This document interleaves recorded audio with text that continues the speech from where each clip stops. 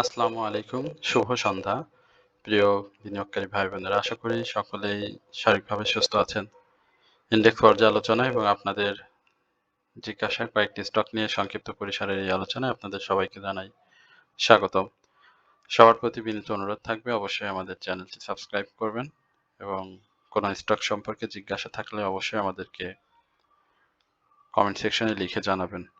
Like, comment, শেয়ারের মাধ্যমে আমাদের পাশে থেকে আপনারা সবসময় আমাদের সমর্থন জুগিয়েছেন। এজন্য আপনাদের সবার প্রতি বিশেষ কৃতজ্ঞতা প্রকাশ করছি। আজকের ইনডেক্সের আমরা প্রায় ৩৯ পয়েন্ট মতো নেগেটিভ দেখতে পেয়েছি এবং সেই জায়গাতে মাত্র ৭৯টি স্টক আপ ট্রেন্ডে ছিল। মূল মার্কেটের 20% স্টক আজকে মূলত আপ ট্রেন্ডে ছিল। ডাউন ট্রেন্ডে 286টি এবং আনচেঞ্জড অবস্থাতে ছিল ২৭টি স্টক। টার্নওভার বেশ কম হয়েছে, সেটি আপনারা দেখতে পাচ্ছেন, ৯৬৪ কোটি টাকা। এবং মার্কেটের সাপোর্ট যে জায়গাতে ছিল, মার্কেট সেই সাপোর্টটিও ভেঙে এসেছে। আমরা গত বৃহস্পতিবারে আপনাদের সাথে ইনডেক্সের সম্ভাব্য ডাউন ট্রেন্ড আপনাদের সাথে শেয়ার করেছিলাম। আশা করি সেই জায়গাতে ১০০% আপনারা মিল পেয়েছেন। সুতরাং আমি বিনিয়োগকারীদেরকে বিশেষভাবে বলতে চাই যে আপনারা এই মুহূর্তে অবশ্যই ধৈর্য ধরবেন, ধৈর্যহারা হবেন না।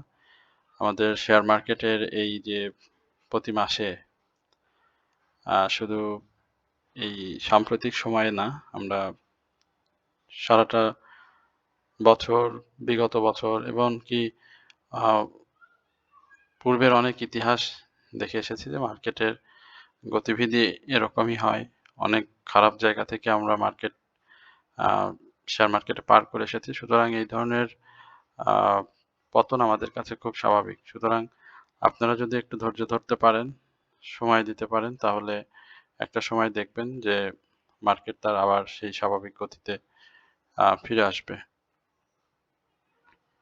মার্কেটের যেই প্রাইস অ্যাকশনগুলো দেখতে পাচ্ছেন, সেগুলো আসলে শার্প অপ্রতিরোধ্যভাবে প্রাইস অ্যাকশন করে যাচ্ছে এবং তার যে প্রাইস অ্যাকশন ১৫ টাকা থেকে ৪০ টাকা, ৪২ টাকার যে মুভমেন্ট, এখানে অনেকেই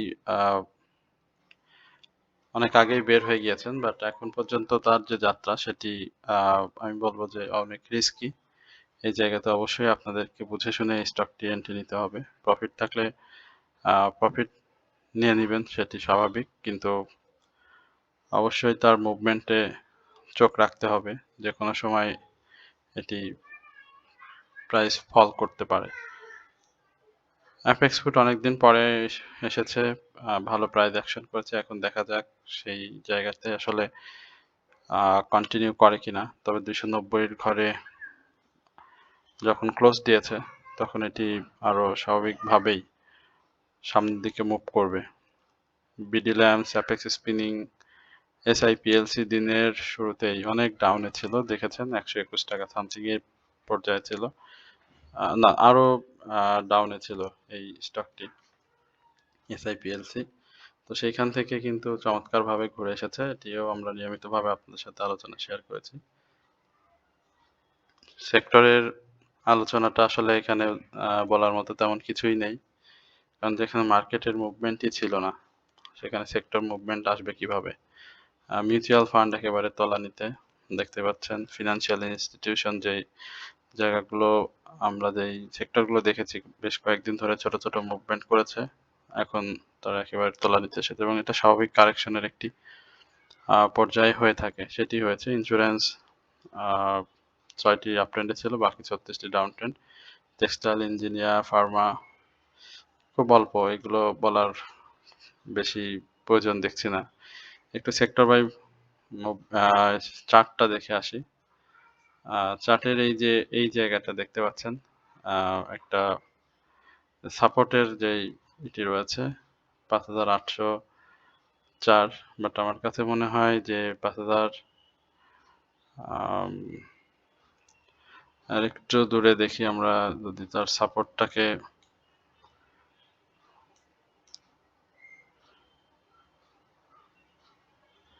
এই জায়গাগুলোতে আসলে সাপোর্ট অনেক নিচে, এবং এই ধরনের ফল করলে 5814 এটা নিকটতম সাপোর্ট, বাট আমার কাছে এটা যদি ভেঙে ফেলে, না এই ধরনের সাপোর্ট আমরা এত দূরে যাব না, আমরা একটু আরেকটু আশেপাশে খুঁজি, যেহেতু মার্কেটের আগামীকালকে আমি একটি 5814 এই জায়গা থেকে মার্কেটের 5804 এই জায়গা থেকে মার্কেটের আপ ট্রেন্ডে যাওয়ার একটা ভালো সম্ভাবনা আমরা দেখতে পাচ্ছি।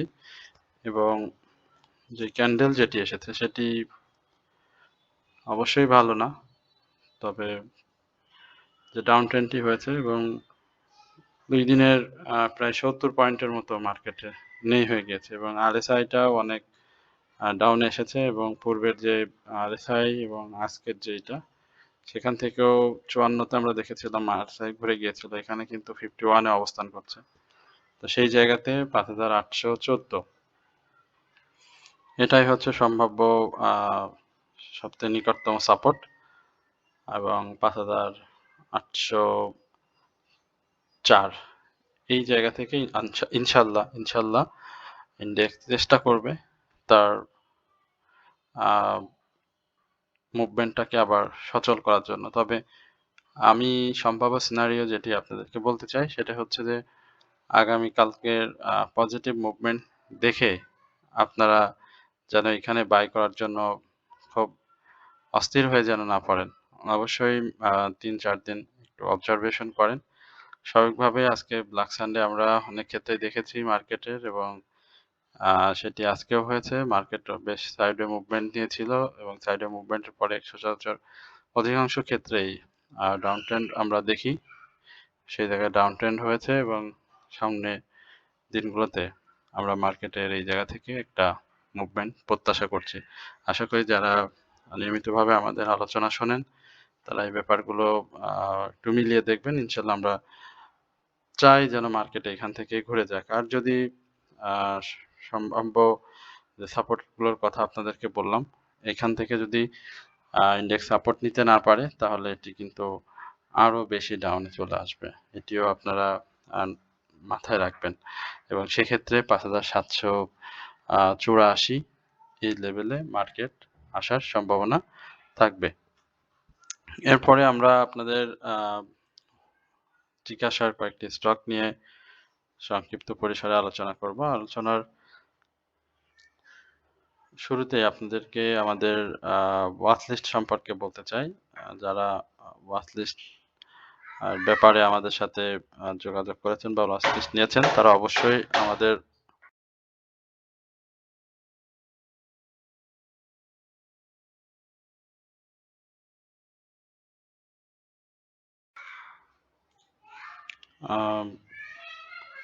স্যালভো নিয়ে জানতে চাচ্ছেন। আসলে স্যালভোর কি অবস্থা একটু দেখে আসি। স্যালভো একটা মুভমেন্টে ছিল, এই জায়গাতে আমরা স্যালভোকে দেখেছিলাম, বাট স্যালভো বেশ প্রাইস ফলই করেছে আমি বলবো, এবং এই জায়গাগুলোতে স্যালভোর যে ধরনের সাপোর্ট ছিল সেই সাপোর্ট স্যালভো রেসপেক্ট করেনি, এবং আজকে যে জায়গাতে রয়েছে স্যালভোর এই জায়গাটা একটা আমি মনে করি শক্ত সাপোর্ট, এবং এই সাপোর্ট যদি ভেঙে ফেলে তাহলে অবশ্যই 35.40 টাকার আশেপাশে স্যালভোর স্টপ লস নিতে হবে।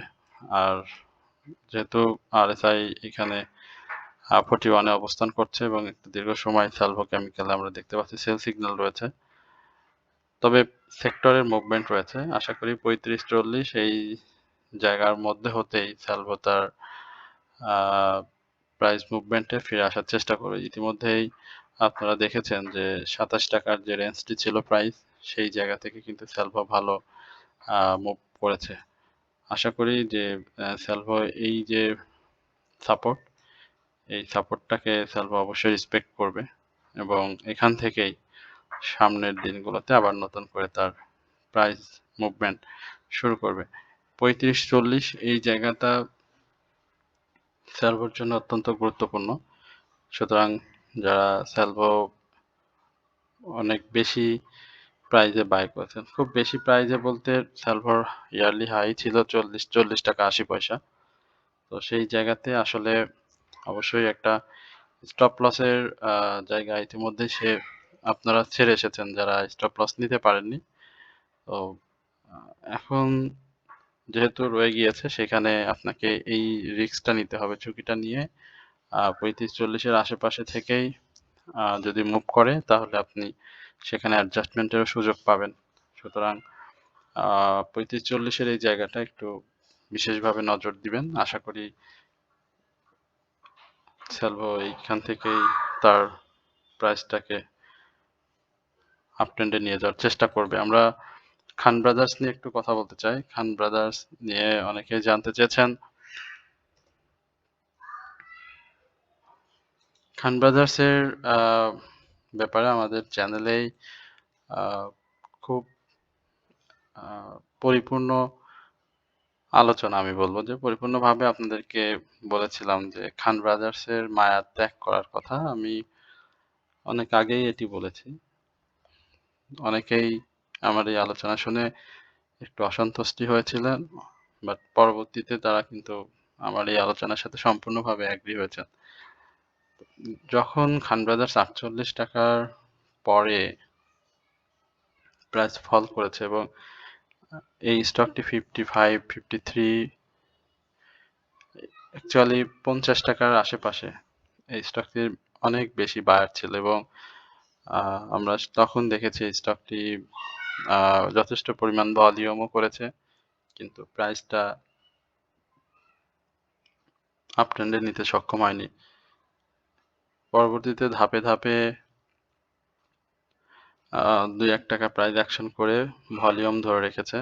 তারপরে কিন্তু একটা সময় তার ভলিউম আর ক্যারি করতে পারেনি, প্রাইস ফল করে আপনারা দেখতে পাচ্ছেন যে এই জায়গাটা ভলিউম করে কিন্তু দেখেন প্রাইসটা ফল করেছে এবং ফল করে আবারও এখানে একটু আসার রেখেছিল, তারপরে আবার ফল করে আবার উঠেছে, আবার ফল করেছে, আবার উঠেছে। এই জায়গাটা আবার সেম, এইখানটাতে আবার ফল, আবারও ফল। এখন এই জায়গাগুলোতে সে চেষ্টা করছে যে প্রাইসটাকে ধরে রাখার জন্য। তবে আমি বলবো যে আসলে এই জায়গাটা খুব বেশি সুখকর স্মৃতি বিনিয়োগকারীদেরকে দিতে পারবে না, কারণ এই খান ব্রাদার্সের যে গ্যাপগুলো রয়েছে সেই গ্যাপগুলো আপনি দেখতেই পাচ্ছেন যে আসলে আহ, অনেক নিচে। এখন তার গ্যাপ ফিল আপ করা বা ই করা যে এই যে 34, ইভেন 31, এই জায়গাগুলোতে আবারও সে আসার সম্ভাবনা তার যথেষ্ট রয়েছে। সুতরাং এই জিনিসগুলো অবশ্যই মাথায় রেখেই আপনাদেরকে বিনিয়োগ করতে হবে এবং আমি বলবো যে খান ব্রাদার্সে এই জায়গাটা আপনারা যদি সুযোগ থাকে স্টপ লস নেওয়াটাই সব থেকে ভালো মনে হচ্ছে আমার কাছে। আর এই 37 টাকা বা 38 টাকার এই জোন থেকে সচরাচর যে 41-42 টাকার যে প্রাইস অ্যাকশন এটি সে করার চেষ্টা করবে এবং এখান থেকে যদি সে সাকসেসফুলি প্রাইসটাকে ধরে রাখতে পারে, বিশেষ করে 41 এর উপরে সবসময় ধরে রাখার চেষ্টা করে বা ধরে রাখতে পারে, তাহলে আমরা এটাকে 44 থেকে শুরু করে 48 পর্যন্ত একটা মুভমেন্ট আপনাদেরকে আসার কথা শোনাতে পারবো মুভমেন্ট নিয়ে।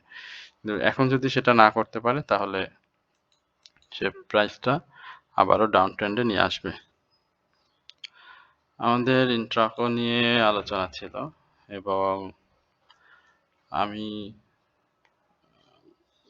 এটা নিয়ে যখন কথা বলেছিলাম তখন এবং আজকের প্রাইস যেটা নিশ্চয়ই দেখেছেন যে ইন্ট্রাকো আজকে 23 টাকা, সরি 24 টাকা 60 পয়সা এই জায়গাটাতে প্রাইস নিয়েছিল এবং পরবর্তীতে প্রায় 1 টাকা ডাউনে এসে তার যে ক্লোজ সেটি হয়েছে। স্বাভাবিকভাবেই আপনি দেখেন যে এই জায়গার যে দুটি ক্যান্ডেল এসেছে এবং আজকের যে ক্যান্ডেলটি এসেছে এবং এই ক্যান্ডেলটি একেবারে আনইউজুয়াল ভলিউম, সেখানে যদিও বায়ারের সংখ্যা বেশি আছে, কিছুটা বেশি আছে, তবে আমার কাছে যেটি মনে হয় যারা ইন্ট্রাকোর বিনিয়োগকারী রয়েছেন, যারা প্রফিটে ছিলেন, তারা আজকে এই স্টকটি থেকে প্রফিট নিয়েছেন। এবং আমি বলতে চাই যারা মার্কেটের একটু আমি এটাকে একটা ডাউন ট্রেন্ড বলেছিলাম, যেটি ডাউন ট্রেন্ডে যাবে। আজকে গ্রিন হয়েছে, তার মানে এই না যে সেটি আবারও এখান থেকে অন্য মাত্রায় নিয়ে যাবে নিজেকে। আপনি দেখেন এই জায়গাটা, এবং এটি হয়েছিল 2025-এ, আর এই জায়গাটা খুব বেশি পার্থক্য খুঁজে পাবেন এখানে। আপনি দেখেন আরএসআইটা যে লেভেলে ছিল সেখান থেকে কিন্তু কারেকশনটা হয়েছে, সরি এই যে এখান থেকে দেখেন কারেকশনটা কিন্তু যথেষ্ট হয়েছে, এই লেভেল এসেছিল এই 23 টাকা থেকে। তো আমার এটাও কিন্তু এরকমই ছিল যখন আমি এটা নিয়ে কথা বলেছি। তো জেড ক্যাটাগরির স্টক প্রথমত হচ্ছে এই ধরনের যখনই পাবেন তখনই একটা ডাউন ট্রেন্ড আপনার আসবে, এবং আমি বললাম যে গত দিনের যে ক্লোজ ছিল 22 টাকা 40 পয়সা, এই জায়গা থেকে 21 টাকা 80 পয়সা, এই লেভেলের একটা ক্লোজ আমরা ইন্ট্রাকোতে পাবো। ইন্ট্রাকোর প্রফিট থাকলে অবশ্যই প্রফিট নিয়ে নিতে হবে, এবং কারেকশন জোনে যদি বাই করতে পারেন তাহলে আপনার জন্য খুব ভালো একটি সুযোগ হবে আগামী দিনে প্রফিট নেওয়ার। জেড নিয়ে আরেকটি কথা বলতে হয়, সেটা হচ্ছে এমারাল্ড ওয়েল। এই স্টকটা নিয়ে অনেকেই জিজ্ঞাসা করেছেন। এমারাল্ড ওয়েলের এখানে 3-4 ডাউন ট্রেন্ড ক্রিয়েট করে আপ ট্রেন্ডে যাওয়ার একটা চেষ্টা ছিল আজকে, এবং 30 টাকা 50 পয়সা হাই করেছে। ভলিউম হয়েছে, কিছুটা ভলিউম হয়েছে। এই ধরনের ইসে আমরা আবার তার মুভমেন্টও দেখেছি, ভালোই মুভমেন্ট করেছে। যেমন ধরেন আমরা যদি এই জায়গাটা দেখি, একেবারে সেম, এখানে একটু উপরে শ্যাডো বেশি রয়েছে, বাট যে ক্যান্ডেল করেছে সেই জায়গাতে সচরাচর প্রাইস মুভ করলে পরে ধরে রাখতে পারে না, অর্থাৎ কালকে শুরুতেই একটা সুযোগ দেবে এই যে 30 টাকা আশেপাশে আবারও প্রফিট নেয়ার, দেন তারপরে আবারও সে কারেকশনে চলে আসবে। সুতরাং আপনাদের বলবো যে অবশ্যই প্রফিট থাকলে এই ধরনের স্টক থেকে প্রফিট নিবেন। প্রিয় বিনিয়োগকারী ভাই বোনেরা, আপনারা সকলেই অবগত রয়েছেন যে আমাদের ওয়াচলিস্ট সম্পর্কে। যারা আপনারা ওয়াচলিস্ট নিতে আগ্রহী রয়েছেন 3টি স্টকের সমন্বয়ে, তারা অবশ্যই আমাদের কমেন্ট সেকশনে আমাদের যোগাযোগের নাম্বার দেওয়া রয়েছে, আপনারা সেখান থেকে মেসেজ করলে আমাদের আপনাদের যে এটি রয়েছে ওয়াচলিস্ট সম্পর্কে যে জিজ্ঞাসাটি রয়েছে সেটি সম্পর্কে বিস্তারিত জানতে পারবেন। আমরা 3টি স্টকের সমন্বয়ে একটি ওয়াচলিস্ট আপনাদেরকে দিয়ে থাকি।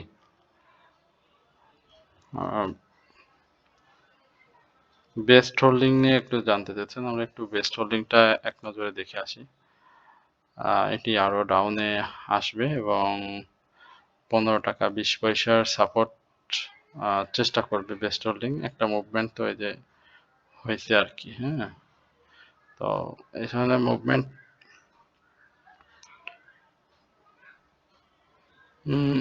মুভমেন্ট করেছে ভালো, বাট এখন এটা আমি বলবো যে বাই না করতে। যিনি বা যে ভাই জিজ্ঞেস করেছেন তার প্রতি সম্মান রেখেই বলতে চাই, এখন যদি প্রফিট থাকে বা স্টপ লস নেওয়ার সুযোগ থাকে তাহলে বের হয়ে আসা ভালো। এই ধরনের স্টকের খুব বেশি প্রত্যাশা করা যাবে না। যেহেতু শেয়ার সংখ্যা অনেক বেশি এবং তার যে ক্যাটাগরি বা তার যে মুভমেন্ট সবকিছু মিলায়ে অবস্থানগত দিক থেকে খুব ভালো অবস্থানে নেই। মীর আক্তার সাপোর্টে রয়েছে 40.60 টাকা এই লেভেলে তার ডাউন ট্রেন্ড হওয়ার সম্ভাবনা রয়েছে। এখানে একটা রহস্যময় হিস্টোগ্রামের বার আমরা দেখতে পাচ্ছি। অ্যাকচুয়ালি স্টেবল হতে পারছে না। স্টেবল হলে এটি আরো ভালো করবে। 44.40 টাকা উপরে আমরা অবশ্যই এটাকে ক্লোজ দেখব। 44.40 টাকা থেকে 43.60 টাকা উপরে ক্লোজ করতে পারলে এটি আবারও তার ধ্বংসযজ্ঞ চালাবে। এটি ইঞ্জিনিয়ারিং সেক্টরে খুব ভালো একটি স্টক। যারা রয়েছেন এটি থাকতে পারেন। আশা করি প্রফিট পাবেন।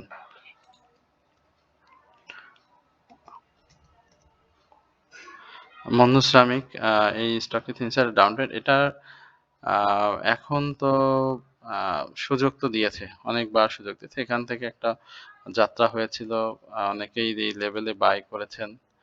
ডাউনে যখন চলে আসে এখানে ব্যয় করে দিয়ে 103 104 এই লেভেলে প্রফিটের সুযোগ পেয়েছেন। এখন এই জায়গাগুলোতে মূলত তার সাপোর্ট জোনে অবস্থান করছে 92.80 টাকা এই লেভেলে আসার একটা সম্ভাবনা রয়েছে এবং সেখান থেকে অবশ্যই আমি মনে করি যে একটা মুভমেন্টের ক্ষেত্রে 96 টাকা 50 পয়সার উপরে একটা ক্লোজ দিতে হবে এবং সেই ক্লোজটা যদি দিতে পারে তাহলে অবশ্যই একটু ভালো অবস্থানে আমরা এটাকে দেখব। যাদের 100 এর আশেপাশে 95 এর আশেপাশে রয়েছে তাদের উদ্দেশ্যে বলতে চাই যে 92 টাকা 80 পয়সা পর্যন্ত আপনি স্টকটিকে থাকবেন যদি তার ডাউন ট্রেন্ডটি স্বাভাবিক হিসাবে আমরা কাউন্ট করি। আর যদি সে এখানে না থাকে তাহলে কিন্তু এই জায়গাগুলোতে ব্রেক করতে পারলে, বিশেষ করে 91 টাকা 90 পয়সা ব্রেক করতে পারলে সে কিন্তু ব্রেক করে ডাউনে আর কি চলে আসে সেক্ষেত্রে কিন্তু এটি আরো ডাউনে চলে আসবে এবং সেটা 87 এ তখন অবস্থান করবে। এই জায়গাগুলো অবশ্যই আপনারা মাথায় রাখবেন। আমাদের বেশ কিছু মিউচুয়াল ফান্ড নিয়ে জিজ্ঞাসা রয়েছে। এর বাইরে আমরা দেখতে পাচ্ছি ইন্স্যুরেন্স সেক্টরের কয়েকটি স্টক নিয়ে জানতে চেয়েছেন। আমরা আসলে এই সমস্ত সকল যে স্টকগুলো নিয়ে কথা বলছেন, জিজ্ঞাসা করেছেন, এগুলো আমরা সবই বলেছি আমাদের চ্যানেলের নিয়মিত আলোচনার অংশ। সুতরাং এগুলোর এখন প্রফিট টেকিং হচ্ছে বা প্রফিট হয়ে গিয়েছে অনেকের। এখন একটু কারেকশনের জন্য আবার থাকবে, আবার আপনাকে সময় দিতে হবে। আমরা একটু দেখি এসপিসিএল এর ব্যাপারে আমরা কথা বলছি। এখানে তো আর কোনো কথা বলার নতুন করে খুব বেশি জরুরি দেখছি না এসপিসিএল এর ব্যাপারে। এখানে হ্যাঁ, ডাউনে 56 টাকা পর্যন্ত এখানে একটা 56-70 পর্যন্ত একটা ডাউন ট্রেন্ড আমরা দেখতে পাচ্ছি এসপিসিএল এর। এটা দেখেন। আর ক্লোজের উপরটাই যে জায়গাতে এখন প্রাইস অ্যাকশনটা রয়েছে আমি মনে করি যে এই জায়গাগুলো থেকে 58 টাকা 60 পয়সার উপরে একটা ক্লোজ দরকার হতে পারে। যদি সেটা দেয় তাহলে এটি 60 টাকা আবারও যাবে। মার্কেটের এই ধরনের স্টক স্পেশাল যেটি বলছেন, আমি বলছিলাম কথা, এই ধরনের স্টক তো আসলে মার্কেটে অনেক বড় গুরুত্বপূর্ণ ভূমিকা পালন করে যখন ইন্ডেক্সের বিষয় থাকে বা ইন্ডেক্সের মুভমেন্টের বিষয় থাকে।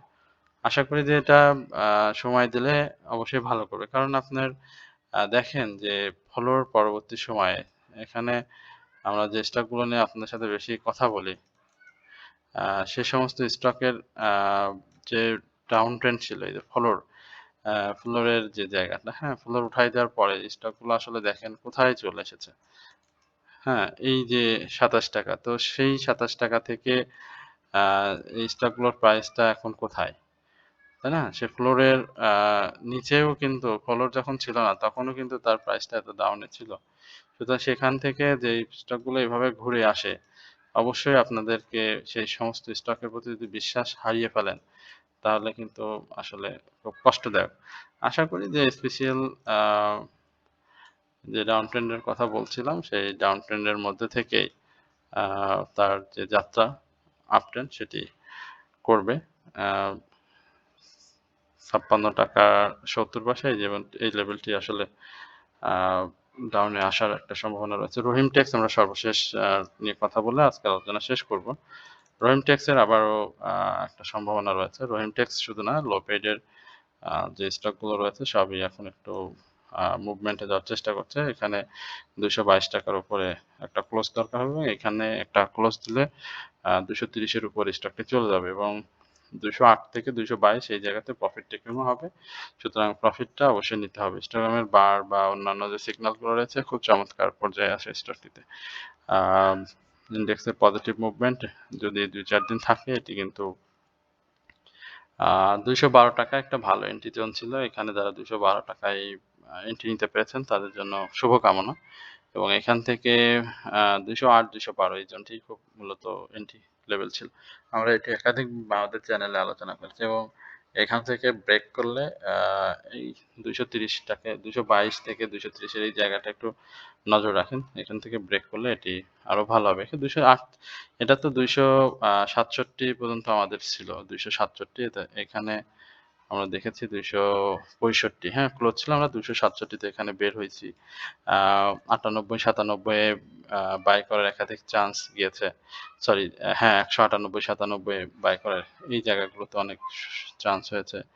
এই জায়গাগুলোতে অনেক চান্স হয়েছে। বাই হয়েছে, প্রফিট হয়েছে, আবার ছেড়ে দেয়া হয়েছে। তো এগুলোতে এভাবে বাই সেল করে প্রফিট নিতে হয়। আশা করি যারা আ বাই সেল করেছেন ঠিক ততটাই আ প্রফিট নিতে পেরেছেন এবং আপনার এই স্টকটির প্রতি হয়তো একটু কনফিডেন্স এসেছে। কারণ এই স্টকটি যতবারই ডাউনে এসেছে ততবারই কিন্তু মুভ করছে। আপনি যদি দেখেন তো এই যে ছোট, ছোট আ ৳১০-১২ গ্যাপ, এই গ্যাপগুলো ধরতে পারলে কিন্তু একটা স্টক থেকে যদি গ্যাপ ধরে, ধরে প্রফিট নেয়া যায় সেটা কিন্তু অনেক ভালো একটি বিষয়। সুতরাং সেই জায়গা থেকে আমি বলব যে রহিম টেক্স বেশ ভালো একটি অবস্থানে রয়েছে। সবাইকে আন্তরিক ধন্যবাদ এবং কৃতজ্ঞতা প্রকাশ করছি। এত সময় আমাদের এই আলোচনাটি আপনারা মনোযোগ সহকারে শুনেছেন এবং সবার প্রতি বিনীত অনুরোধ থাকবে অবশ্যই আমাদের এই চ্যানেলটি সাবস্ক্রাইব করবেন, কমেন্টস, শেয়ার এবং ওয়াচ লিস্ট সম্পর্কে কোনো জিজ্ঞাসা থাকলে আমাদেরকে মেসেজ করবেন। এই প্রত্যাশায় আজকের আলোচনা এখানে শেষ করছি। আসসালামু আলাইকুম ওয়া রাহমাতুল্লাহি ওয়া বারাকাতুহু।